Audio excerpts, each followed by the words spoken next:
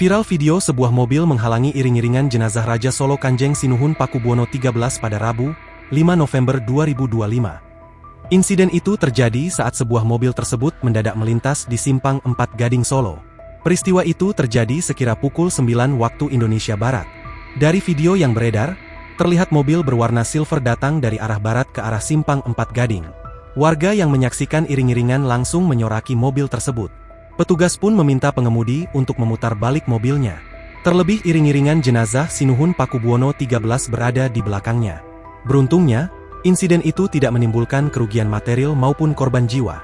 Sementara diketahui Sinuhun Pakubuwono XIII dimakamkan di Makam Raja-Raja Mataram Imogiri, Bantul, Daerah Istimewa Yogyakarta pada Rabu, 5 November 2025. Sebelum dimakamkan di Imogiri, diawali dengan kirap yang digelar dari Keraton Solo menuju rumah dinas Wali Kota Solo, Loji Gandrung.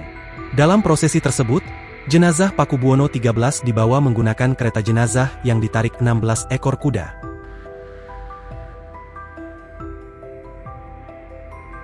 Download Tribun X sekarang, menghadirkan lokal menjadi Indonesia.